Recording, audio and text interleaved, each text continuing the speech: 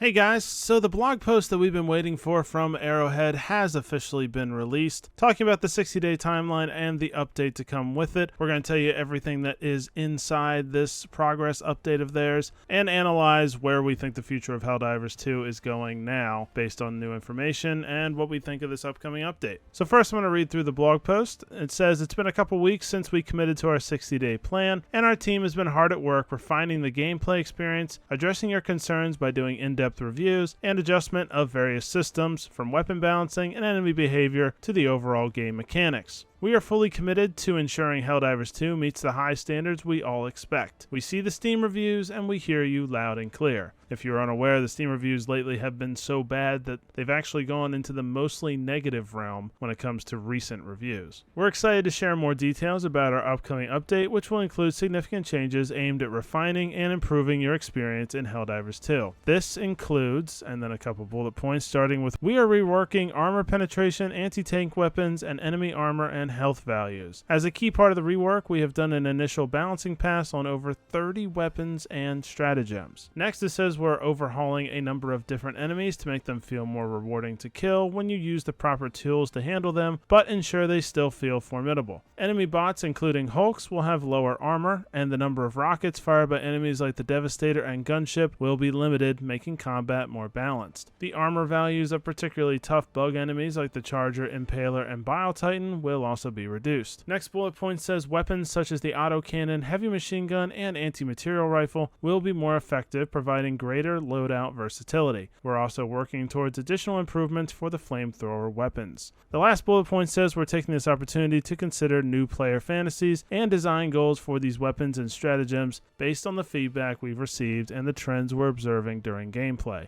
And then it says our next update containing all these changes and more details is scheduled to go live on September 17th, which is about 12 days from now. It says we value your feedback and are always looking for ways to improve our community engagement. Stay tuned for more updates in the coming weeks as we work together to make Helldivers 2 the best it can be.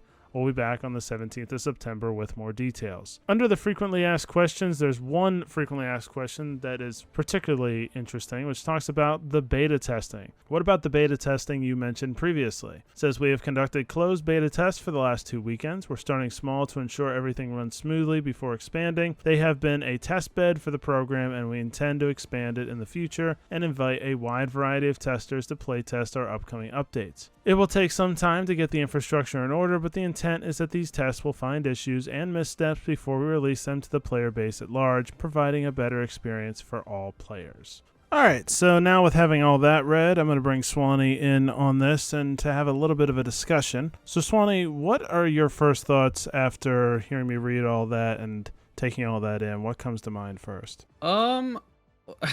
Well, it's kind of a lot and a whole lot of nothing at the same time, because we kind of already knew most of this stuff from the little mini Q&A that they did on Discord not too long ago. But a lot of these changes do look like they're going to be pretty significant, and it appears that they're pretty much doing like a complete overhaul of the game. Like, the game doesn't look like it's going to play the same way at all in a couple weeks, which is very interesting. Yeah, this really reminds me of the June update. That was like a gigantic rebalance, because they're talking about over 30 weapons and stratagems. That's very, very significant balance update. And it'll be the first one of its kind since June. And the June one was great. It was the best update they ever had by far. So that's a big positive. It does sound like it's mainly nerfs let me say it differently. Mainly enemy nerfs and mainly Helldiver buffs, essentially, which is great. That's what most people want. We'll just have to see what it looks like. But balancing 30 weapons and stratagems, it does make me wonder, are there going to be a couple nerfs in there too? Because that's a lot of weapons and stratagems if they're going to buff all of them.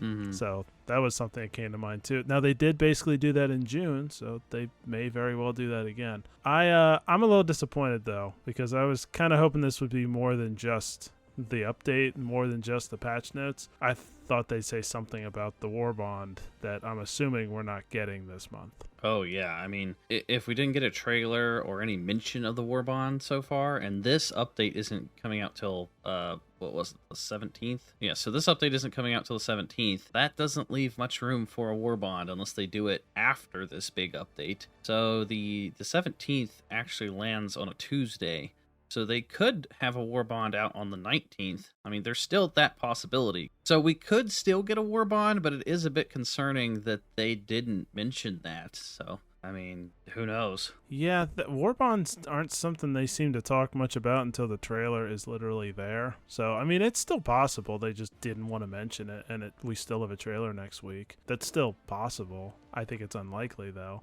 And, yeah, I don't know exactly what... I mean, they're being very transparent with what they're doing, which is great. They've talked a lot about this update and a lot about this 60-day plan, which is great. It does just kind of make me wonder where they're going with with stuff outside of like stuff like DLC, stuff like Warbond, stuff like new content, and when they're planning on releasing stuff like that. But I don't see anything wrong with these changes necessarily. I just don't know kind of why this blog was necessary, because we kind of knew most of this stuff anyway, but I guess they're just trying to be extra transparent and extra informative. Well, this is probably just to be more official, since a lot of that Q&A was just limited to Discord and stuff. But these changes do look pretty significant, and the only downside is that we do have to wait another 2 weeks, and the game's already pretty stale right now, and it gets really stale when they have these big gaps and, you know, not having any updates or any new content. And with Warhammer coming out, I feel like, you know, that's going to keep a lot of people busy until this update. But for those people that aren't buying Warhammer or don't have another game to play, like, this is going to suck that we don't get another update for 2 weeks.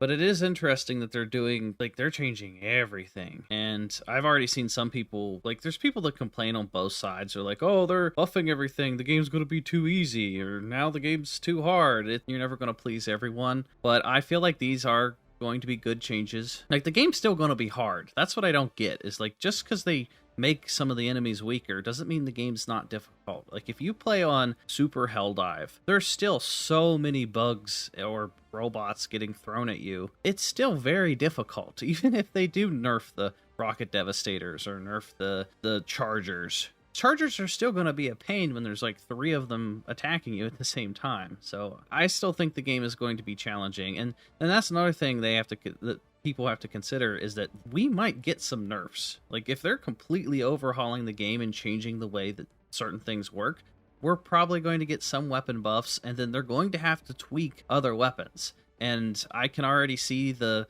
outrage of like, oh my god, you nerfed this weapon. I feel like that's inevitable. I feel like something is going to end up getting changed, and it's going to make people unhappy. But that's just how it works. Like, you can't make every single weapon so overpowered that the game just becomes super easy. So there's going to be a fine line that they have to kind of walk back and forth on. I mean, yeah, like I said, I think with that many weapons and stratagems, there'll probably be some nerfs. But if there are nerfs, there's not that many I can think of that are really necessary. Like, what kind of stratagems or weapons really need a nerf at this point? I mean, we won't know until we see these armor changes. Yeah, that's true. I mean, with changing parts of the game, certain weapons may end up getting nerfed as a response to that. We'll see how that goes. It seems like when they usually do this, they usually end up nerfing something into oblivion. There's not too many times something's been nerfed and I'm like, well, that puts it in the right spot. It has happened, but they've had a very bad reputation on nerfing things into oblivion. So I will see.